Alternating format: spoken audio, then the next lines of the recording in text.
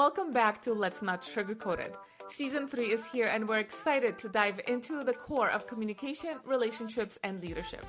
We're your hosts, Bella and Lee, a husband and wife duo with a successful business helping couples and organizations get it together to play a bigger game and elevate their relationships and performance. We believe in keeping it real, so each week we'll bring you incredible guests, entrepreneurs sharing their authentic experiences, along with episodes featuring just the two of us tackling the tough topics. So, if you're ready to enhance your connections and sharpen your leadership skills, you're in the right place. Let's get started. Welcome to another episode of Let's Not Sugarcoat It. And today we have Lee Baucom, who's a PhD and is the creator of the Save the Marriage system. Used around the world for over 2 decades, he is the author of 4 books on relationship issues and marriage recovery. As a relationship coach, Lee works with people around the world to save and restore their intimate relationships, even when a partner has given up.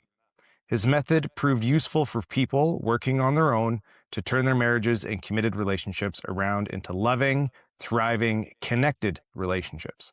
He shares that approach in his system, his writing, and the Save the Marriage podcast. He has been podcasting since 2013. He is married with 2 adult children and 2 active dogs. Well, welcome to the show for joining us. Yes. Thanks for having me. I'm excited to be here. Yeah. I mean, it is such a great topic that, it's starting to gain, I think, momentum in, getting therapy, marriage counseling, because before it was all taboo. We had our issues, we were to deal behind closed doors.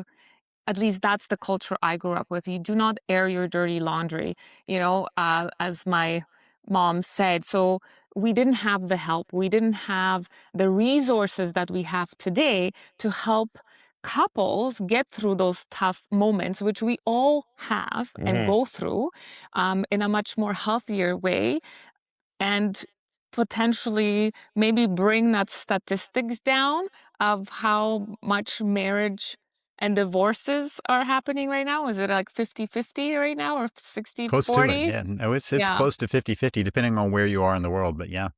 Yeah.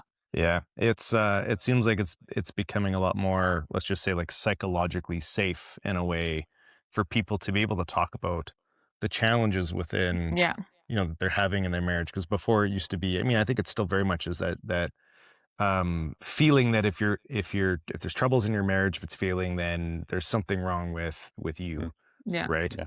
And I think obviously that's still. It's still a thing, right? There's still lots of people out there that don't go seek, help, especially proactively, right? It's not like you get into a relationship and start having conversations with people about their core values and their belief system and, what makes them tick, what you're triggered. And we wait until all of that gets in the way and a marriage or a relationship, breaks down before all of a sudden it's like, oh, in the repair process, we start talking about those things. Yeah.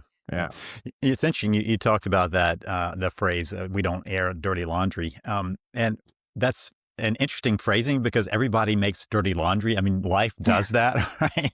Yeah. So I'm not sure what you're supposed to do with dirty laundry if you don't air it. So right. You're correct that it has been something that people have struggled with.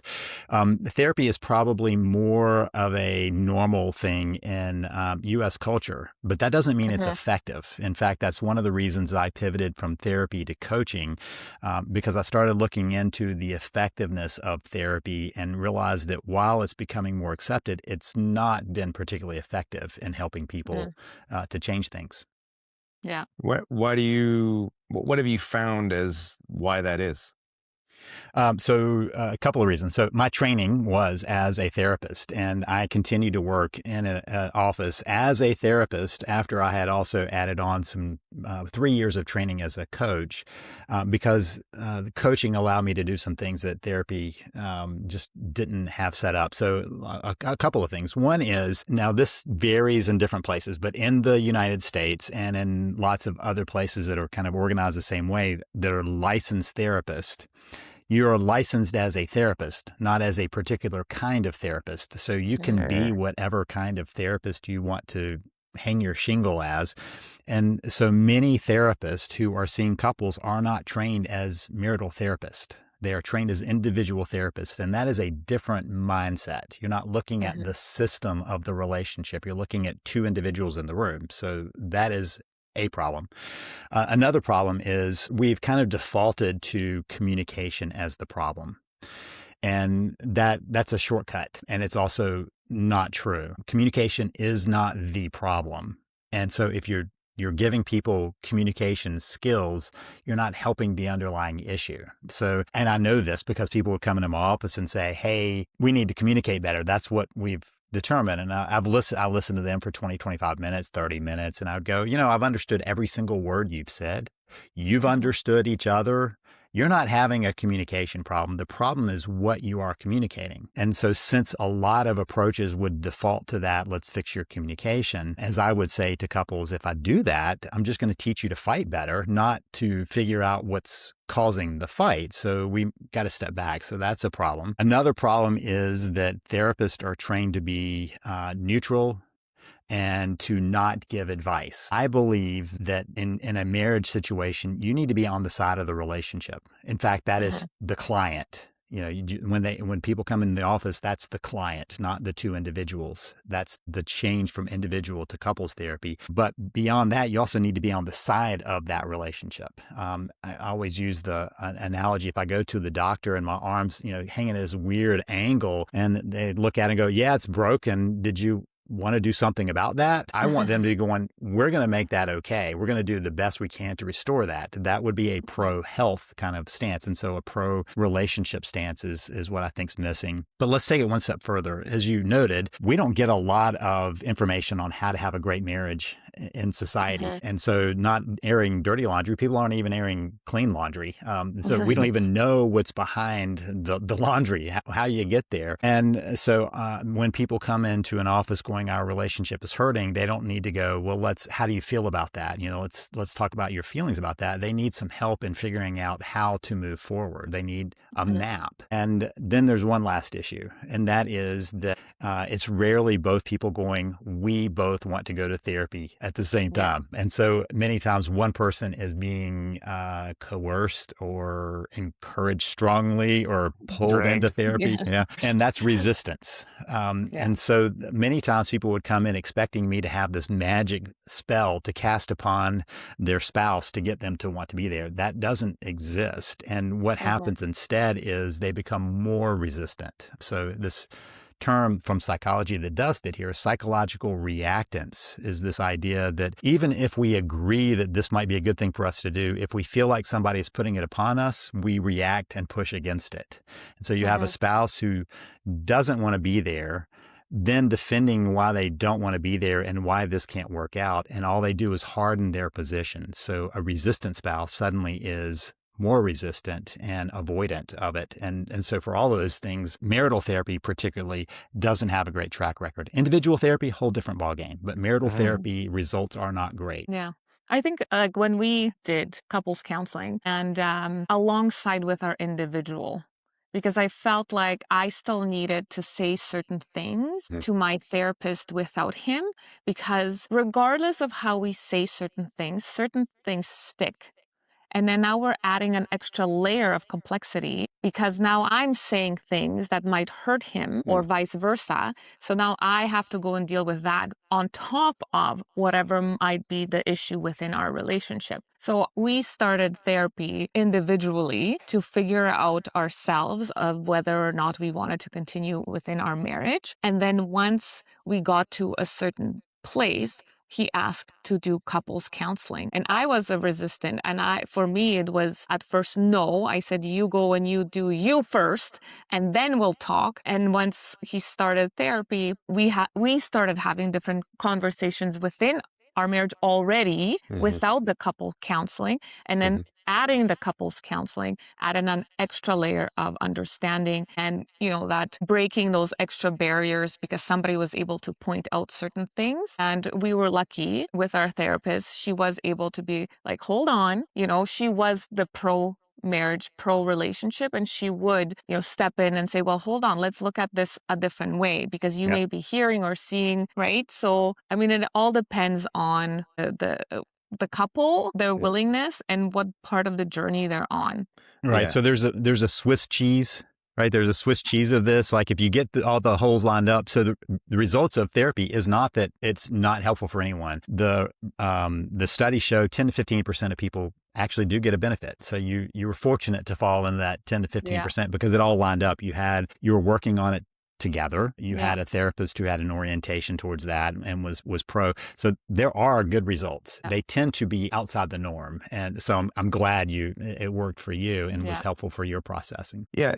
I want to say, I don't know if it was luck. Maybe it was luck that we got her the first time through the process of doing our individuals. Like you interviewed a couple different, I went through 3 or 4 before I found somebody that was like, okay, I think this might be the person that I can work with, because I like how you framed how the relationship is the client, right? Not the two people, because that was a good kind of stacking of support, was having individuals to kind of help us with our own stuff. And then how does our stuff show up inside of the relationship? Then we have someone else to help deal with that. I think a lot of the times people that get into relationship, therapy, marriage counseling, all their own individual stuff is coming up in those sessions. And so you don't really get a chance to really deal with the relationship piece, right? I think it also provides a little bit of strain on the person. So let's shift now. So we've talked a bit about... Just wait, I have one question because I just want to go back because you said, there's rarely both people want to come and do the therapy. Somebody is being dragged. And I know you talk about that you can save a marriage on your own. Can you dive a little bit into that? Because there's so many controversial sides to that. Some people are like, no, you cannot force. You show up. It doesn't matter if it's by osmosis. They say that you can rub off your husband and then suddenly they will come and join you in your journey.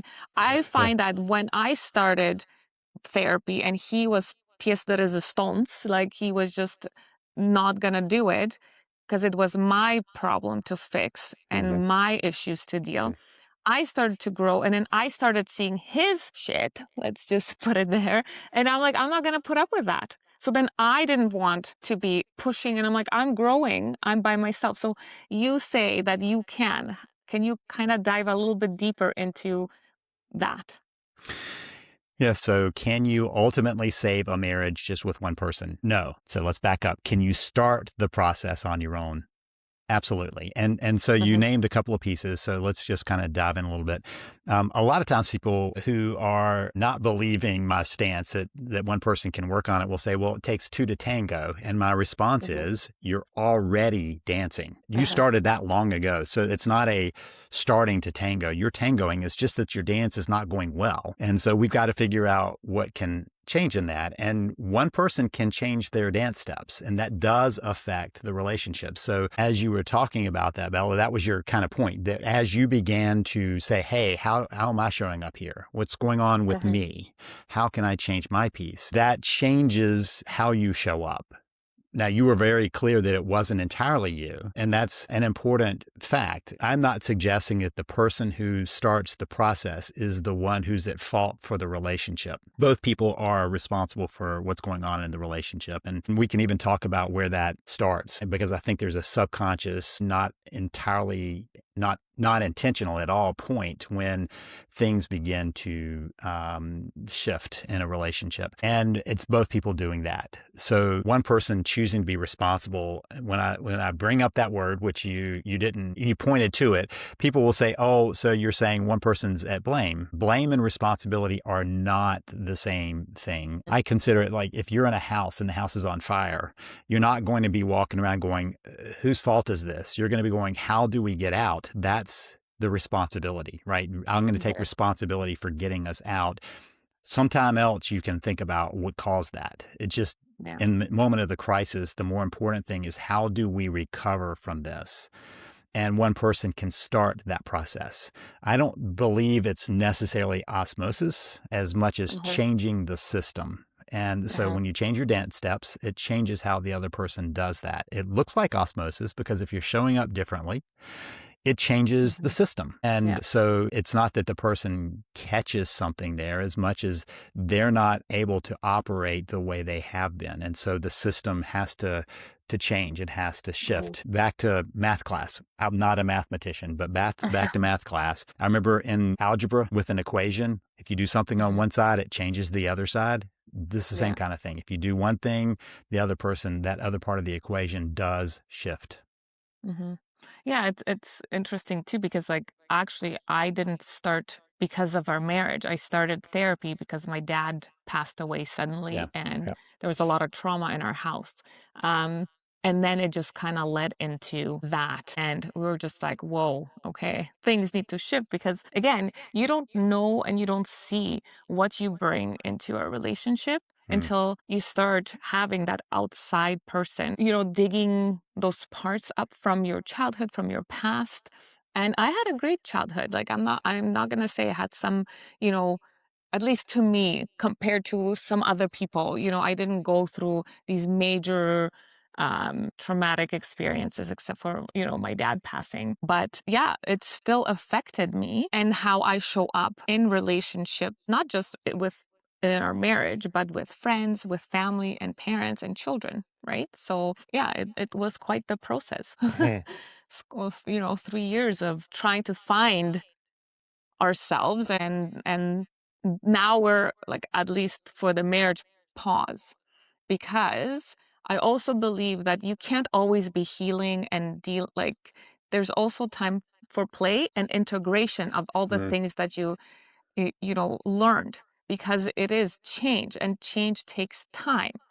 And if you don't give it enough time for that to become a habit, you're just jumping from one step to another, learning and having those aha moments, but not actually integrating them into daily life because it's easy to go back to the way things were if you don't Mm. take the time to actually integrate small steps at a time. At least that's how it's worked for us. So I'm not speaking for everybody else, but yeah. Yeah, so there are some, so we have systems in place in our life, whether Hmm. we recognize them or not.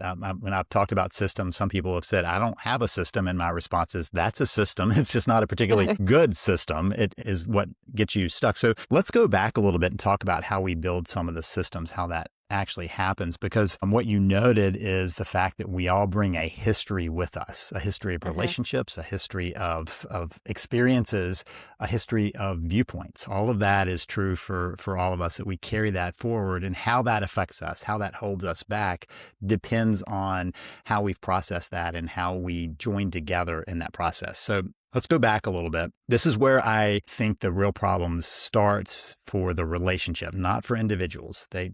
We can all have our bumps from the past, but for a Hmm. relationship. So couples spend a lot of energy building their relationship. They create the momentum of their relationship from the beginnings of their relationship until the point when they say, you know what, let's make this permanent. Let's get Hmm. married. Let's make it a committed relationship, whatever that looks like for them, but let's make it permanent. And so if it's a marriage, don't see many vows different than it's for life. So now we've got this, and what happens on some level is people say, okay, we've got that nailed down. So they get married, they return to life, and all of the energy they poured into getting their relationship together, they then go, we've got to do these other things: parenting, career, dealing with aging parents, hobbies, interests, friends, whatever it is. There's something out there, and you go, okay, but we've got this relationship covered. So Hmm. now we can do these other things. And that's when what I call it, hitting the pause button. So they hit the Hmm. pause button on the relationship going, we'll come back to us. We're good. We've got this. And so it's not for anger. For the most part, it's not for anger or frustration or anything else at that point. You think you've got that, and therefore you can do these other things. But that starts a process of disconnecting. So you spent Hmm. all of this time building up your habits of connection. You hit the pause button, you focus on other things, and you start getting into habits of disconnection. And that's when a lot of our traumas from the past start kicking in, because we humans need that connection. If we don't Hmm. have that connection, we will feel the pain of that.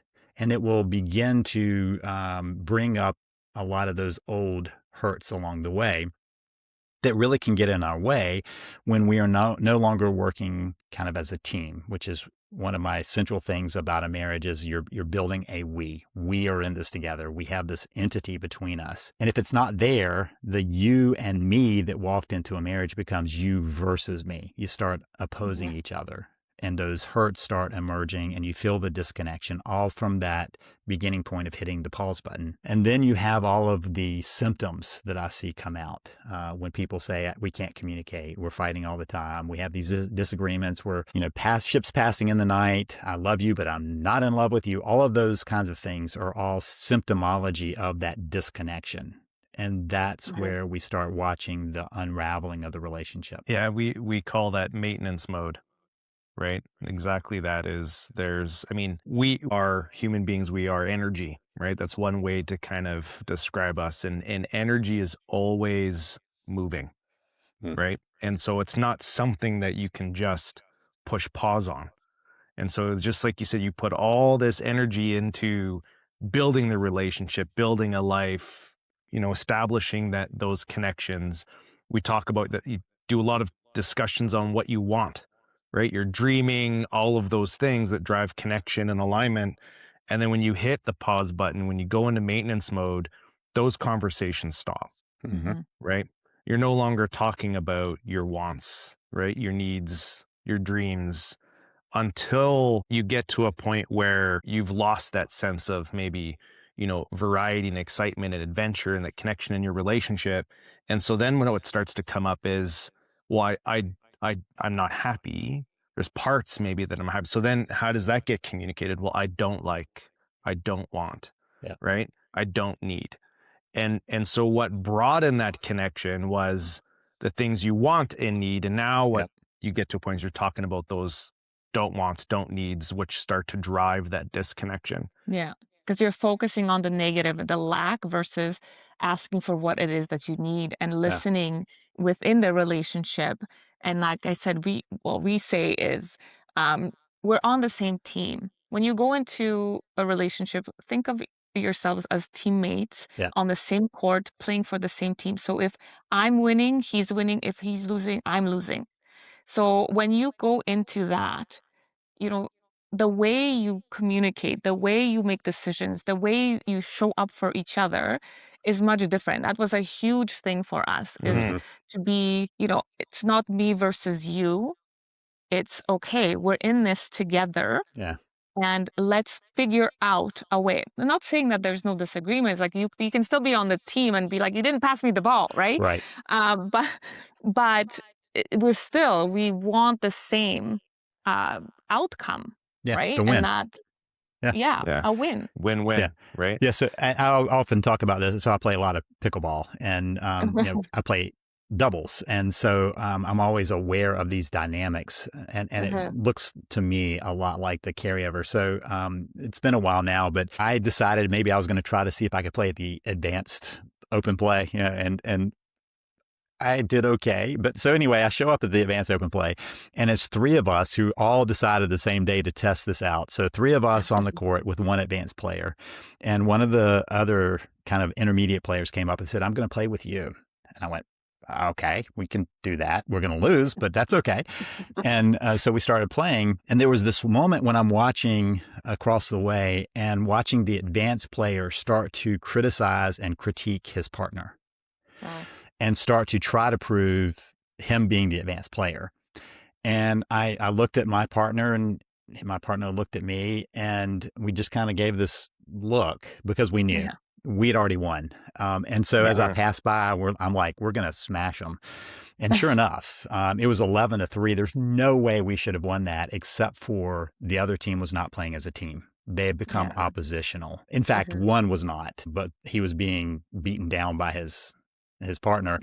And that's what I watch many times in a marriage. My partner and I were playing as a team. We were there to do our best. We didn't know if we could win, but we were going to do our best and show up and support each other. Across the way, that was not the case. And it wasn't that the advanced player was planning on winning as much as he couldn't stand what was going on the court. And so he became Mhm. critical. I watch that all the time in marriages where they lose sight of what they're trying to do.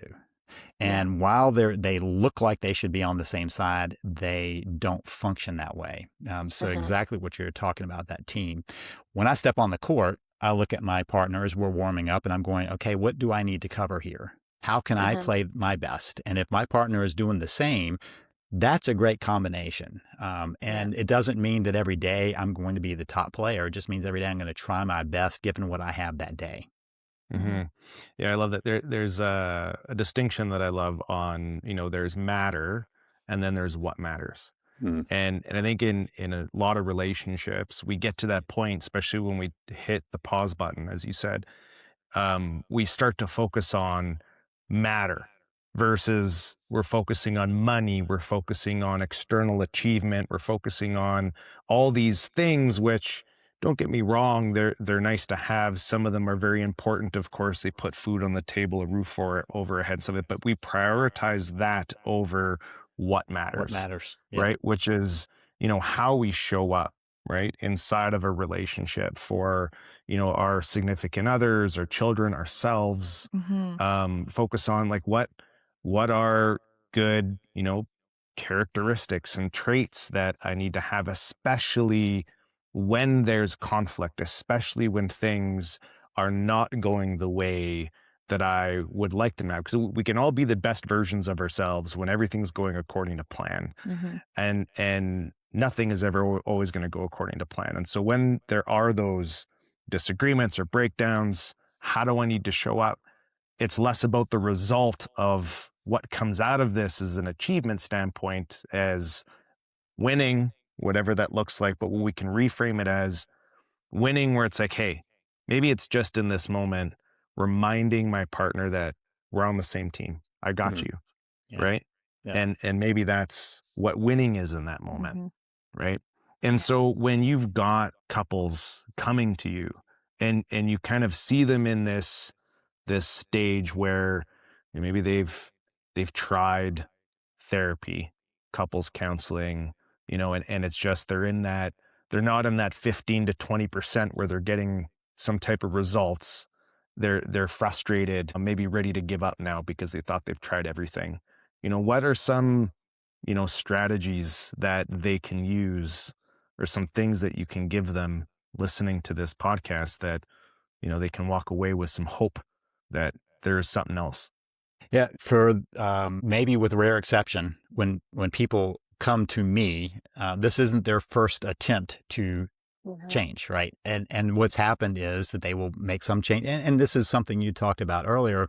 You start trying to make some changes, and then you drift back to the old patterns, right? And so the spouse has become more and more committed to the belief that nothing can change, and Hmm. less hopeful in the possibility of change.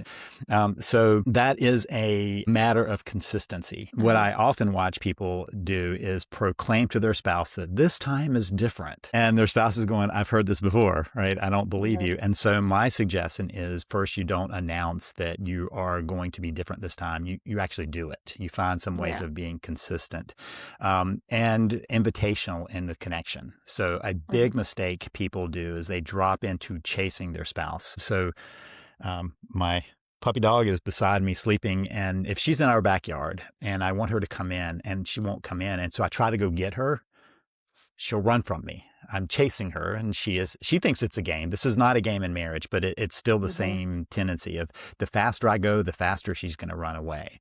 And so then I have to be invitational to her, like a treat is more Mhm. invitational than me chasing after her, right? Or offering to scratch her. So if I'm chasing her, she's spacing. So chaser spacer is the dynamic that is disruptive to the relationship. Mhm. When somebody is like, I don't think this is possible, they're going to space. So you got to pace.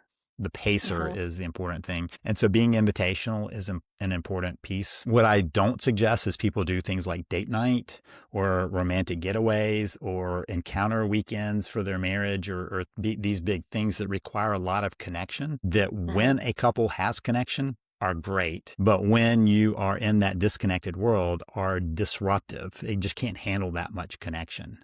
So let's take it for a different approach. Date night sets up as you got to get dressed up. We're going to go do these things and we've got to, somehow communicate together. And so then the next week, the excuse is, oh, that was a little expensive. Let's not do that. And in reality, that was uncomfortable. Let's not do that. As opposed to, hey, I heard there's a new restaurant up the way that has really good sandwiches. I was thinking of doing that for lunch. Would you like to go with me? That's an invitation, right? It's not a date night. There's an external reason for it. And it's an invitation. The person can say yes or no. If they say yes, you go have a light meal and build a little bit of connection. And that's the point. You're building little bits of connection. It's the treat in the hand, the little bit feels good. Because we as humans need that connection. When we get those little tastes of connection, it allows us to have more room for a bigger appetite for that connection. So we're trying to build that. But even if they say no, there's still a remnant of connection attached to that.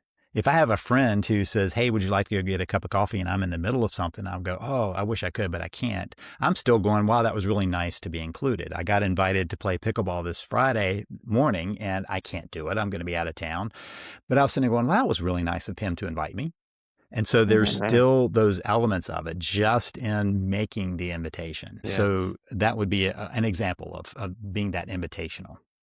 Yeah, I like that example because it also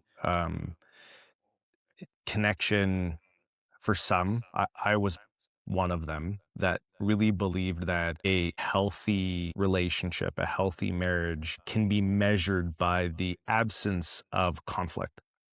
Right. I grew up witnessing a relationship that had a lot of unhealthy, toxic conflict. And so my relationship to it was, there should be, no arguing, no nothing. But what that does is there's a lot of connection that can occur in how you work through, difficult conversations and conflict together. Arguably, maybe it is the biggest opportunity for deep connection because it's in those moments when you're willing to be not just understood, but maybe misunderstood, right? When you're open to the fact that, okay, you know what, maybe I might be wrong here, but it's actually not about right or wrong. Yeah.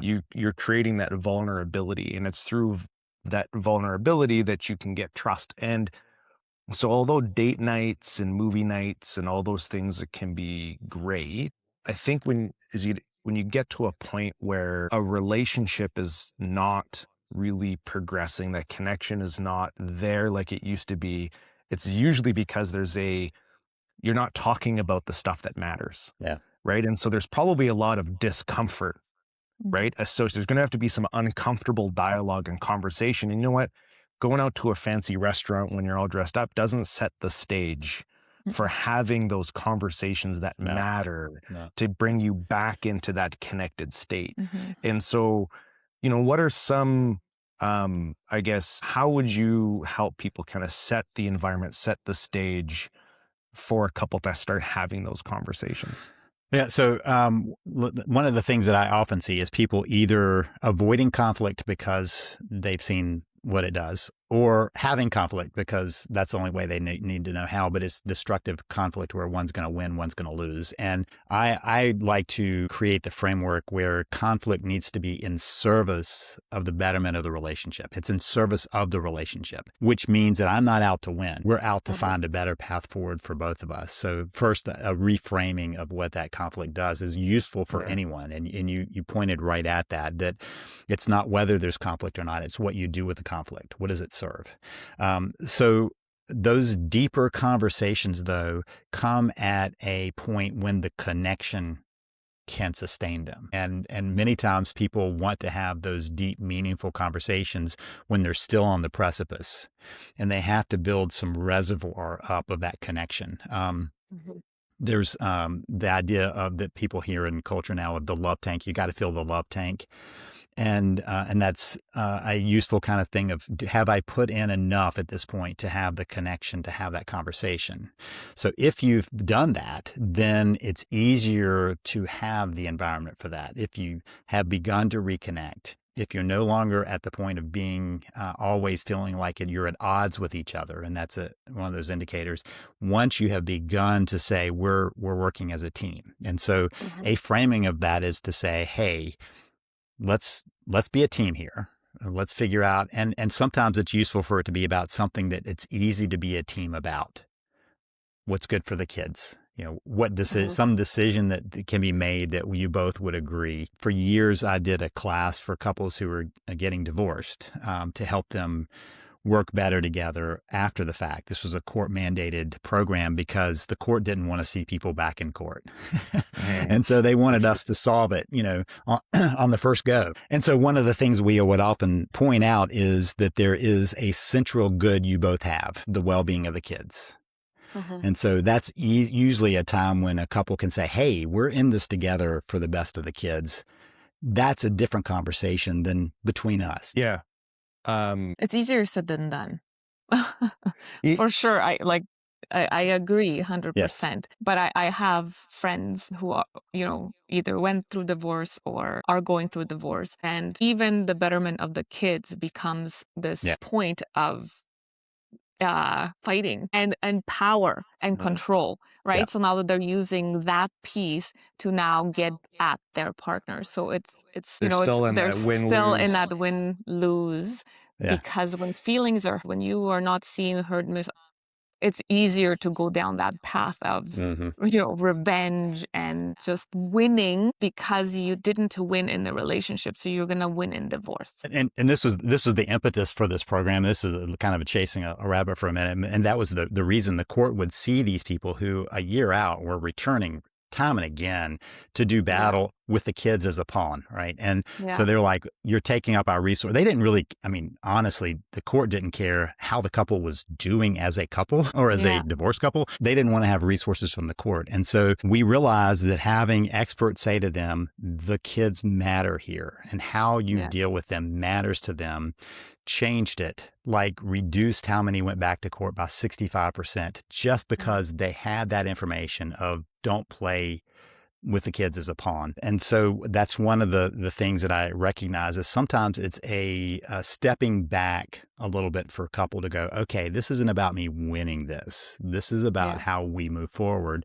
And especially within a marriage, oftentimes a couple can say, okay, how can we be a team together in this? So choosing small decisions that are less controversial is a way of warming up to those deeper conversations. Man, just Mhm. add another piece because we kind of pointed at this when we were talking about some connection.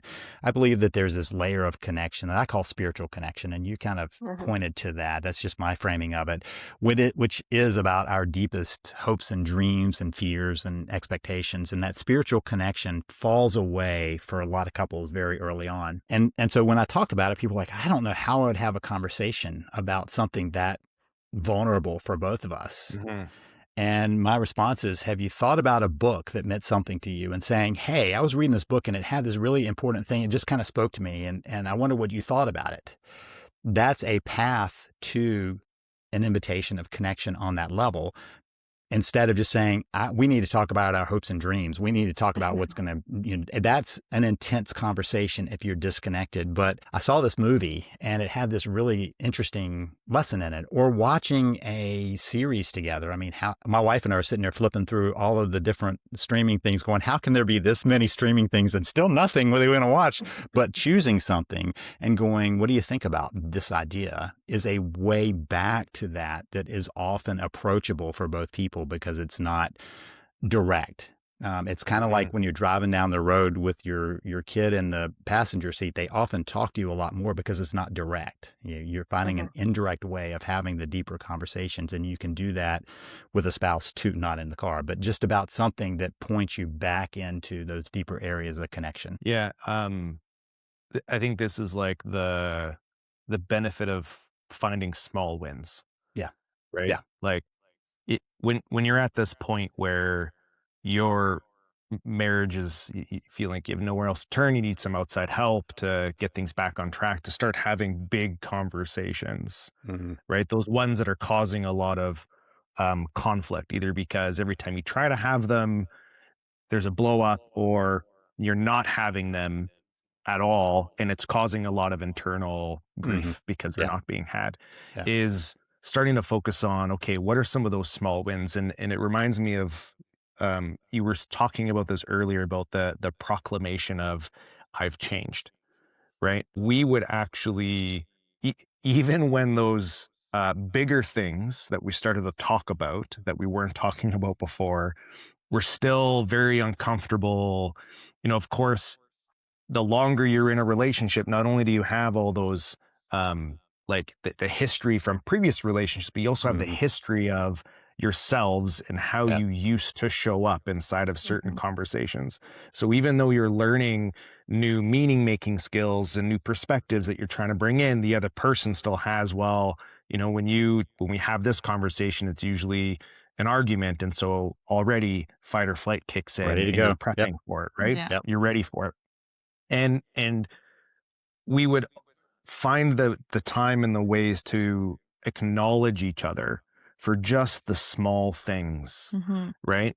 Or even just tell ourselves, there's times where I'd be like, hey, I mean, I know maybe that didn't go the way that it needed to go, and we still need to figure that out. But I didn't walk away from the conversation. I physically leaned in, and then there's times where be like, hey, I really appreciated when you gave me the space to be able to finish my thought or something like that, and that starts that Mhm. repair process, Mm. and it starts to, I think, help the other person see that, okay, although there isn't a ton of runway behind us in these new versions of us that are coming into the relationship, there's still some runway, Mhm. right? Which provides that maybe there's a lot more runway ahead of us, Hmm. right? Mhm. And so focusing on those small wins are very Yeah, and important. I think communicating, like you said, give you an example. It was my birthday not a few days ago, and he was away. And usually it was he flies home and then takes the car and then he goes and he's scrambling to buy the gifts, but because he was away. This time he shows up. I went upstairs, and when I came down, there was gifts on the table, Mm.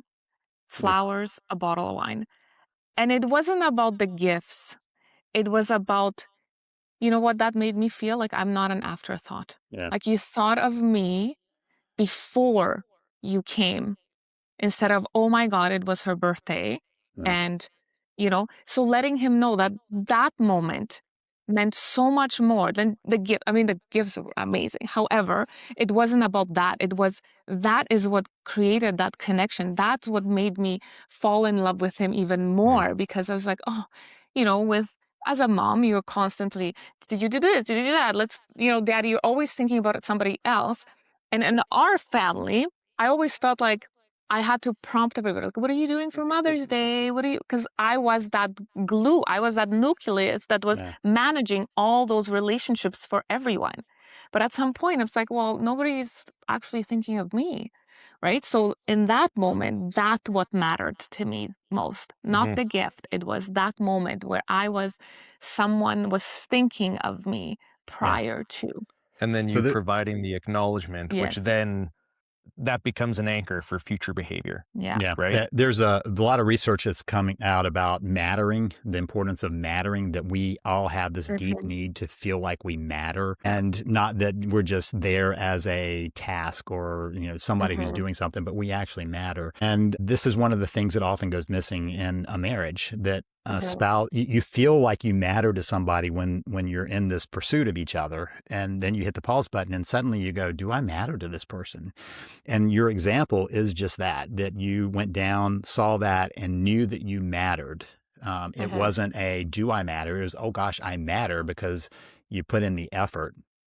That's such an important thing. I think that one of the kind of the um, it's not a shortcut, but it's a hack to keep in mind of, am I providing something that makes my spouse know they matter to me? Not think they Mhm. matter to me. Do they know they matter to me? And how am I expressing that? As a beginning, we talked about the runway. That's part of building that runway. As you're going, you're building the runway by making Mhm. sure they matter and they know that. Yeah. And our needs change we're together 21 years, this year and 18 years of marriage in October. So each season we change. What I needed when we got together in our 20s to what I need in my 40s is completely different. And Yes. we can't be holding on to, well, it worked before, Right. but it's not working now. This is what I need. And one of our things that we've learned is actually listening to what the person needs versus doing the things that we think Mm-hmm. they need, Mm-hmm. right? So even going for dinner, he planned a dinner for, again, my birthday, and I was not feeling 100%. But I was gonna go for the birthday because he planned it. He noticed when we were shopping, he's like, babe, are you feeling okay? And I'm like, yeah, I'm okay. He's like, we do not need to go to dinner.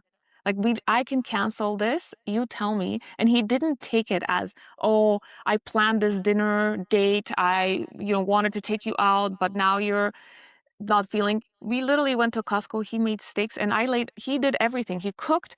And again, I think I'm like, you know what? This is exactly what I needed. Thank you Mm-hmm. for not making me feel bad for not feeling well. I wasn't not sick. We went out the night before and I had a little too much wine. So the wine does not sit the same in their 40s that it does in 20s. So, but he recognized that because he knows me. He's paying attention to Mm-hmm. my state. And he's like, no, I want to make sure you're okay today. And I will not force you to go out. I will make you as comfortable because I want you to feel good, Yeah, as that's best it. as you. So it's attending to where you are Yes. as opposed to taking it personally that your plans that you had Yes. put in place didn't come through. And that is that attending, which also reinforces the fact that you matter, not what your agenda That's right. is, but that there's a mattering there. Yeah. Mm-hmm. So it shifted. Our relationship has never been so strong as it was, but we had to go through a major breakdown to Mm-hmm. have those breakthroughs. Could we have avoided it? Maybe, like if we started, but we didn't have the tools back then. Yeah. We were just going on what we thought a good relationship should be based on the examples we had from our parents' childhood, right? Mm. You look and you say certain things, oh, I love what my parents were doing here, but I will never be like this. And so that's how you structure how you show up in relationship. Yeah. But it's not necessarily always the best and the right way for your partner. Mm-hmm. Yeah, on automatic, we generally do either what we were taught and saw, or the exact opposite of that, and usually neither one of those put us in a healthy spot. So it's interesting. So one of my big interests is how people thrive in life. What do they do to grow beyond? So resilience means that something knocks you down and you get back to kind of ground level. And my question was always, well, how do you exceed that? Like what allows you to thrive beyond where you were? And you pointed to it, that something happened. Did it have to happen? I don't know, maybe not. But what you took from that was, let's learn from this and grow beyond where we were. There are times when people just steadily keep learning, and so they don't have to have the bump. But many of us have the bumps. That's what life delivers to us. And the question is, do we learn from that? Do we decide not to just be where we were, but to actually climb above that to a higher level of thriving in spite of what bumps come our way, or what knocks come our way, or what big crises come our way? Those are learning experiences. Yeah, and that phrase, I want to get back to the way things were. I don't, because the way things were got us to where we are today, and we are in a breakdown. So I want to go somewhere we've never been before so we can grow and learn and move forward in relationship. Yeah, that's my constant thing. People will come to me and say, if we could just get back to where we were 3 years ago. And I'm like, no, 3 years ago led to here. And so we need to be at a different place. It's not back there. It's somewhere forward to something new. Yeah. And I think it's important too to give each other time when you're started. Like, it's not going to happen overnight. A lot of people think, oh, I went to therapy 3 times. We should be here. There's no should be, because we do not know how we will react, how we will process, what will come up to deal with. Yeah. And we just need to give each other that space and support to take as much time as needed for someone to heal. right? Because that was a big one, for us. I never wanted to hear the words, this was so long ago. Why are you still bringing it up? Because obviously there's something there Still for there. me that I haven't worked through. And by shutting that down, I'm just saving it for a later date Yes. to bring it up, right? If you don't deal with it, it will. It's like what Yeah. you resist persists, Yeah. right? Yeah. So, yeah, just giving that time and space. And really, if you are on the same team, you want your teammate to win, you're going to sit through those uncomfortable moments as many times as needed to move forward so that person can heal. Yeah. And yeah, it's reminding yourselves too that whatever got you to where you are, where you're unhappy, it didn't start at the point of the awareness of the breakdown, right? Credit card maxed out or whatever it is. It happened long before, right? Yep. The You're watching habits, the the symptoms. behavior. Yeah. That's right. And so because it was actually a long time building until the actual breaking point occurred, it means that you need to be committed to the journey of getting back. And I love that you are committed to couples being on that journey and getting back to not where they were, but to a much better, stronger, healthier place than maybe they didn't even imagine was possible, right? Yeah. Yeah, that's exactly what we do when we're working with couples. We don't want you to go back. We want you to move forward. Yeah. Yes, there's things you need to deal from the past, but the past is the past. Let's focus on the things that you want right now versus the things that you don't, because you will get the universe reflects who you are. So if you're constantly focused on the lack, is that what you're going to get? And if you're focusing on, and you were such a great reminder of that too, because there was many times that I would, bring back certain things, and he's like, okay, well, but what is it that we want? Yeah. Where are we headed? Going forward. So yeah, thank you for that. Thank you too. So, and thank you, Lee, for spending this time with us. Yeah, thank you. Lots of good insights and some strategies for our people listening to this podcast. And so, where can they find you? So we just kind of pointed to the fact that people need a new map, and there are actually two paths, two maps that might be important. One is if you're already at the point where your marriage just is truly in crisis, and you're at the point of going, I'm not sure we can continue. That's the Save the Marriage path. That map is Save the Marriage. SaveTheMarriage.com is where you would find the Save the Marriage system. So SaveTheMarriage.com, if that's where you are and you need a map back. But a lot of people are chronically at that point. They've hit the pause button and they don't know how to unpause. And that is why I created the Unpause app, because an app can actually remind you of how you can create a different system. So unpauseyourmarriage.com, unpauseyourmarriage.com, because that's what we're trying to do, get the unpause button, is for the app. And that's for people who realize that they can't, the chronic path will end up being a crisis path. And so how do you get off that is to unpause your marriage. So unpauseyourmarriage.com if you find yourself at a stuck point in that pause button marriage. Okay, awesome. Amazing. Okay.